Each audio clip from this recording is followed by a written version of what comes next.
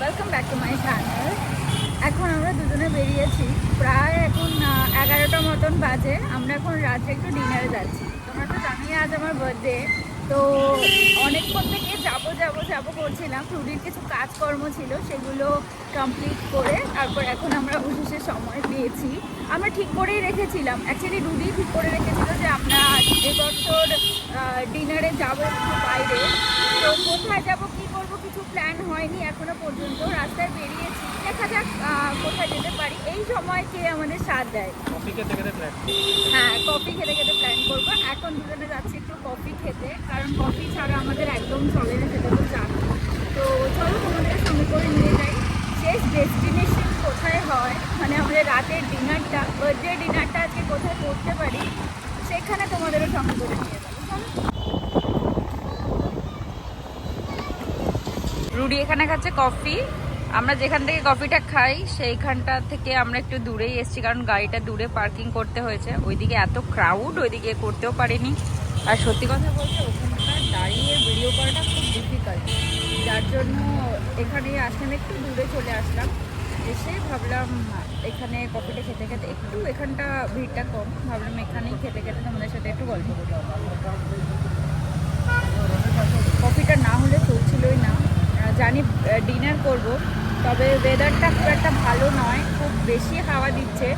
জানি না ঝড় আসতে পারে, বা রাস্তায় রাত্রিবেলা বৃষ্টির মুখে আদৌ পড়বো কি না কিছু বুঝে উঠতে পারছে না। জানি না রাত্রে কি অপেক্ষা করছে, আর আদৌ আমাদের ডিনারটা আমাদের জন্য অপেক্ষা করছে কিনা। কফি খেয়ে আমরা দুজনেই রওনা দিলাম। দমদমে রোডটা হয়ে বেরোবো, যেহেতু এই সাইডটাই এসছি। রুডি বললো এদিক থেকেই বেরিয়ে যাই, আর পেছন ঘুরে ওই দিক দিয়ে কোথাও যাব না। আর রাস্তা দিয়ে যেতে যেতে ডিসাইড করব কোন রেস্টুরেন্টে যাব। আসলে কোন রেস্টুরেন্ট খোলা আছে সেটা সবার আগে দেখতে হবে, কারণ রাতটাতে অনেক হয়েছে কি না। আমরা রাস্তায় যেতে যেতে গল্প করতে করতে অবশেষে ডিসাইড করলাম যে আমরা কোথায় যাব আজকে ডিনার করতে। কোথায় যাবো বল? কারণ আমরা যেই সময় বেরিয়েছি সেই সময় খুব 3-4টে অপশানই খোলা থাকে, খুব বেশি অপশান খোলা থাকে না। আর ক্যাফেগুলোর কথা তো ছেড়েই দাও। কিন্তু তুই বল কোথায় যাচ্ছি? কোথায় গাড়ি? দমদম হাট, বল না কোথায় যাচ্ছি? পার্ক সার্কাসে। পার্ক সার্কাসের আর্সেলানি। আমরা এমনি সার্চ করে দেখলাম বাইপাস ধাবা আর্সেলানি খোলা পাবো, তো ভাবলাম আর্সেলানটাতেই যাই। অলমোস্ট আমরা এসপ্ল্যানেড পৌঁছে গেছি, একদম পাশে ময়দান আর এই পাশে এসপ্ল্যানেড, যেখানে আমরা বিনা কারণেই চলে আসি, কোনো কারণ ছাড়া। সেদিনও আমরা এসে ঘোরাঘুরি করেছি। রুটি, আজকে বাইরে হাওয়াটা এক্সট্রিম লেভেল, বল দারুণ হাওয়া দিচ্ছে, দারুণ। আর আজকের দিনে সত্যি ড্রাইভে বেরিয়ে এত ভালো লাগছে, কিছু বলার নেই। আজকে হ্যাঁ, শহীদ মিনার। ইয়েস, আজকে ওয়েদারও আমাদের সাথ দিয়েছে। 10 seconds, 9, 8, 7, 6, 5, 4, 42 এর উপরে দেখ আলো জ্বলছে। কই? ওই যে 40 আলো ব্লিঙ্ক করছে, হ্যাঁ, ও সবসময় করেই, ওটা প্লেনের জন্য, তুই বোঝার জন্য না। হাই রাইজের জন্য। আমার মা তো বলবে আমি তোদের ফ্ল্যাটে গিয়েই ব্যালকনিতে দাঁড়াতে পারবো না। ওই কি হাওয়া, মাই গুডনেস, এখানে তো হাওয়াটা একটু বেশি। তুমি, আমরা রাত্রেবেলা অনেকদিন নিউ টাউন যাই না, একদিন যাবো। হ্যাঁ, এরকম হাওয়া খেতে সবসময় এরকম হাওয়া দেয় না। আজকে জানি না কোথাও মনে বৃষ্টি বৃষ্টি হচ্ছে, যার কারণে এত হাওয়া। এই সময়টা এই জায়গাটা কত শান্ত, স্নিগ্ধ, একদম চুপচাপ হয়ে রয়েছে। বেশ কয়েক ঘন্টা আগে এই জায়গাটার কি পরিস্থিতি থাকে বলতো? মানুষে মানুষে একদম একাকার, ক্রেতা বিক্রেতার চিৎকার। এই আশেপাশটা দেখলেই বোঝা যায় যে এখানকার কয়েক ঘন্টা আগে কি পরিস্থিতি ছিল। আসলে এসপ্ল্যানেড এমন একটা জায়গা, মনে হয় কোনো কাজ না থাকলেও বিনা কারণে একটু ঘুরে আসলেও যেন মনটা ভালো হয়ে যায়। চলো, যে পৌঁছে গেলাম। এখনো খোলা, প্রচুর লোক, দেখেছিস? এখানে সবসময়ের জন্যই লোক থাকে, এটা হচ্ছে কথা। আমি পার্ক করে দেবো? হ্যাঁ, এখানেই পার্ক করে দেয়। কোথায় আছিস? এখানে রেখে দে। ও শুনবেই না, ও এই দিকেই রাখবে। চলো রাখুক, আমরা ঢুকবো এখন এখানে।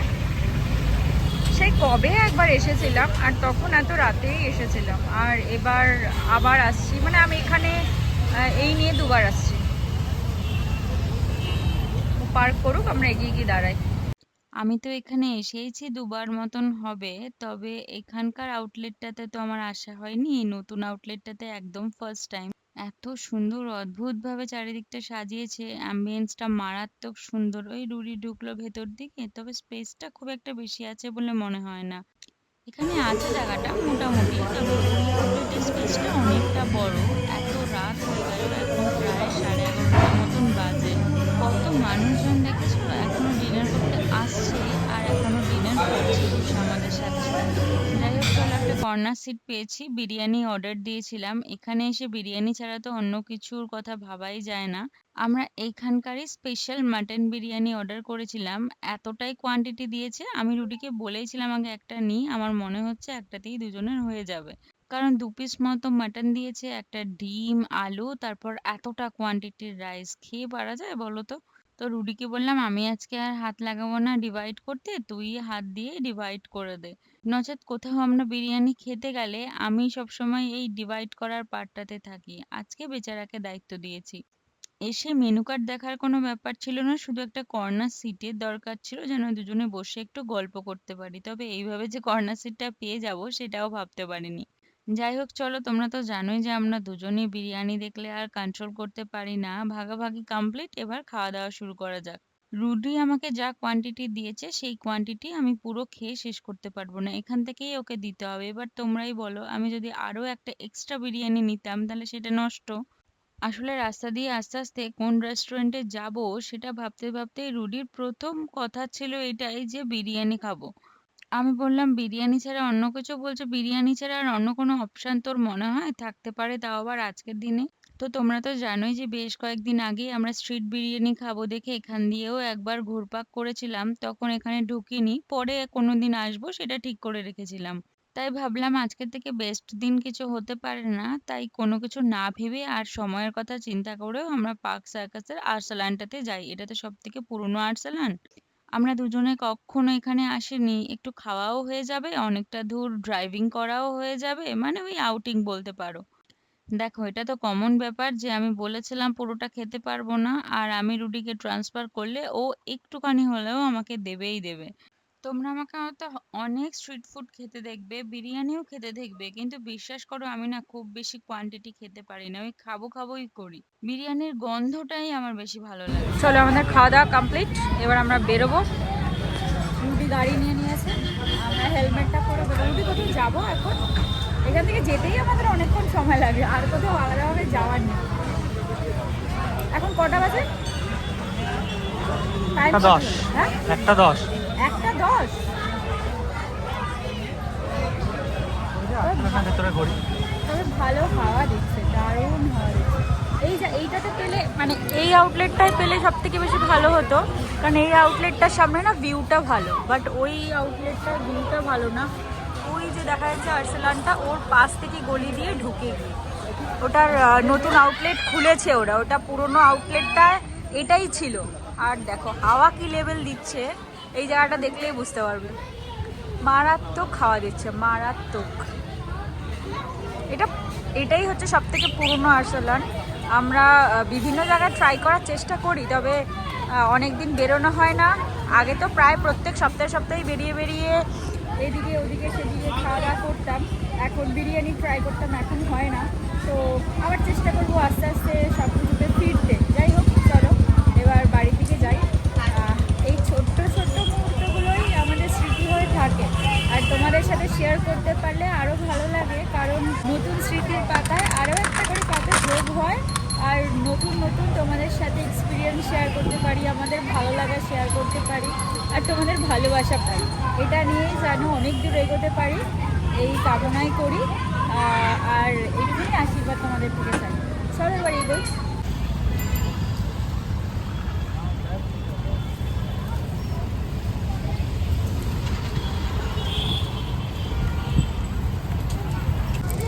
উঠবো?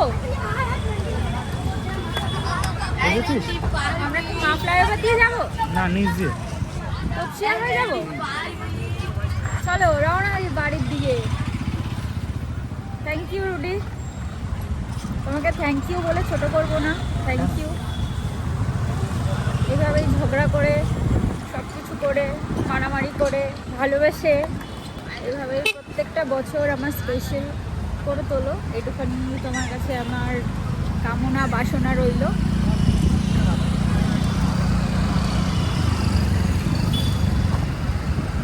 তোমার কিছু বলার আছে এই পরিপ্রেক্ষিতে? যেতে দিচ্ছে না। আমরা ভেবেছিলাম মা ফ্লাইওভার দিয়ে যাব না, এই তো কাজ ছিল, ঘুরিয়ে বেরিয়ে যা, ঘুরিয়ে বেরিয়ে যা। আমরা ঠিক করেছিলাম মা দিয়ে যাব না, বাট তখন অপশন নেই, চল ঘুরিয়ে বেরিয়ে যা। অ্যাভয়েড করে, আমরা মাটাকে অ্যাভয়েড করলাম, ঢুকে গেছিলাম, তারপরে কার্ডে নিয়ে বেরোলাম, নিচটা দিয়ে যাচ্ছি, ওই তপসিয়া হয়ে বেরিয়ে যাবো। অ্যাকচুয়ালি আমি রুডিকে বলেছিলাম, রুডি বললো মা ফ্লাইওভারটা দিয়ে রাত্রেবেলা তোকে আমি নিয়ে যেতে চাইছি না, নর্মাল নিচ দিয়ে চল, একই তো রুট পড়ে, এখান থেকে আমি যেতে চাই না কেন, ওই সিগন্যালটা পরে একটু দেরি হয়, আর মা ফ্লাইওভার দিয়ে গেলে কি টান টান বেরিয়ে যেতে পারি। কিন্তু যাই হোক চলো, এবার তুমি বলো কিছু তোমার বলার আছে, বলো। ভালো লাগলো, জোরে বললাম ভালো লাগলো। ব্যাস এইটুখানি, একটা ওয়ার্ডে শেষ। জন্মদিনটা ভালোভাবে পালন করা হলো, সেলিব্রেট করা হলো। তারপর বাস এইটুখানি। তারপরে এরকম প্রত্যেক বছর আমরা যাতে ভালোভাবে সেলিব্রেট করতে পারি একসাথে। একসাথে। বাস। আর কি বলবো? এত ভেঙে ভেঙে পুশ করে করে বলতে হচ্ছে। আর কি বলবো? এই ছেলেটা এমনি ক্যামেরার সাইড পারসন, আমার সামনে থেকে থেকে একটুখানি তার ক্যামেরার সামনে আসে না বলবো না, আসে। আর এখন আমার সাথে থেকে থেকে অনেক বেশি ক্যামেরা ফ্রেন্ডলি হয়েছে, কারণ ওকে তো সব কিছুতে আসতে হয়। আর তোমরা ওকে যতটা না ক্যামেরার সামনে দেখো, তার থেকে বেশি ও অ্যাক্টিভলি রোলটা প্লে করে ক্যামেরার পেছনে।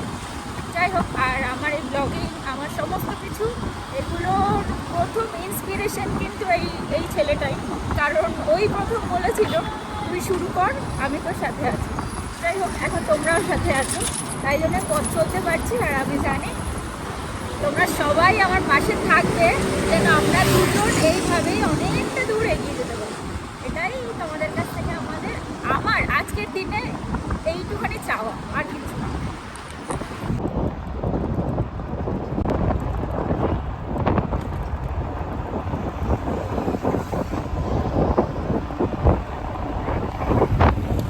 প্রায় এই উল্টোডাঙ্গার ব্রিজ চলে আসলাম।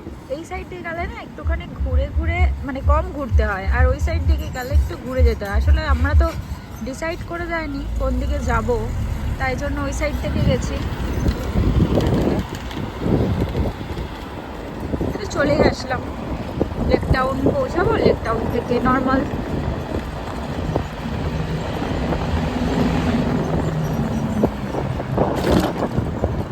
বাড়ি ফেরার পথে যে মহেশ্বর এত ভালো দৃশ্য দেখাবে সেটা ভাবতেও পারিনি। কালকে তো নীলষষ্ঠী, ওই চৈত্র মাসের শেষ সোমবার বলতে পারো। কত মানুষজন হেঁটে হেঁটে বাবার বাড়ি যাচ্ছে। আমি বাবার কাছে এটা বলেছিলাম যে আমিও একবার হেঁটে যেতে চাই, কিন্তু বাবা না এখনো টেনে উঠতে পারেনি। উনি না টানলে তো এত যুদ্ধ করে, বলতে পারো এক প্রকার সাধনা করে, পায়ে হেঁটে এত দূর পাড়ি দেওয়া সম্ভব হবে না, আর ওনার কাছে পৌঁছানোও যাবে না। এত লোক তো দেখিনি। তাহলে এই রাস্তা দিয়ে সবচেয়ে বেশি লোক যায়। অন্ধকার করে রেখেছি কেন রাস্তাটাকে? কোথায়?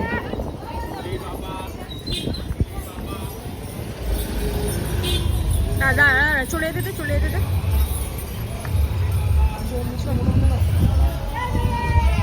তাই আমরা বাড়িতে চলে এসেছি, মানে বাড়ির কাছাকাছি চলে এসেছি, পাড়ায় ঢুকে গেছি। ওই রুডি একদম দেখ, যেখান দিয়ে আমরা ঢুকবো সেখানেই ওরা ফুগলা করছে। প্লিজ না, না না না, প্লিজ না, না। আমরা তো তোদের চেনা, এই! ওগুলো ধাওয়া করছিল লিটারালি আমাদের, আর রুডি চিনতে পারলো, হাউ করে উঠেছে। আর তারপরে আবার চিনতে পারলো, তার আর জন্য চিনতে পারলো, ভালো করে আমাদের দেখলো, চিনতে পারলো, তারপরে থেমে গেল। আমরা বাড়ির সামনে নেমে গেছি। আমরা বাড়িতে এসেছি, কিন্তু রাস্তার এত সুন্দর হাওয়া আজকে, আমাদের মনে হচ্ছে না যে আমরা বাড়িতে ঢুকি, এরকম সিনারি আমাদের। এত অপূর্ব হাওয়া, এত অপূর্ব। হ্যাঁ, আওয়াজ করছে। দারুণ দারুণ হাওয়া, দারুণ। গাছের পাতাগুলো কি সুন্দর নড়ছে দেখো শুধু। এই যে এখানে দেখলেই বুঝতে পারবে হাওয়াটা কত জোরে দিচ্ছে। এই যে এখানে গাছটা দেখো, এখান থেকে আপনার জীবনেও ফুল নি না, রাস্তার লোকজনই ফুল নিয়ে চলে যায়। গেট খুলছে, এখন ঢুকবে। দেখো আশেপাশটা দেখলে বুঝতে পারবে যে কত সুন্দর হাওয়া দিচ্ছে। এটা আমাদের সামনের বাড়ি, একটু সামনেটা ঘুরিয়ে নিয়ে আসি। চলো একটুখানি মহেশ্বরের সাথে দেখা করিয়ে নিয়ে আসি। আজ উনি এখন শান্তি মতো ঘুমাচ্ছেন, কারণ কালকে সকাল থেকে প্রচুর মানুষের মনস্কামনা পূরণ করতে হবে তাকে। আমিও তো কালকে আসবো জল ঢালতে, ভেবেছিলাম না আজকেই বাড়ি চলে যাব, কিন্তু ওই যে রুডির জন্য রয়ে গেলাম। কালকে আমি আরো একসাথে জলটা ঢালবো। এতদিন ও পালন করলো, আর চৈত্র মাসের শেষ সোমবারটা পালন করবে না, সেটা কি হয় বলো তো? যাই হোক, চলো গল্প আড্ডায় ভালোবাসায় খাওয়া দাওয়ায় খুব ভালো কাটলো আজকের দিনটা। তবে ভিডিওটাও আজকে এখান থেকে শেষ করি, কাল আবার তোমাদের সাথে দেখা হবে। আজকের মতন আসি, টাটা।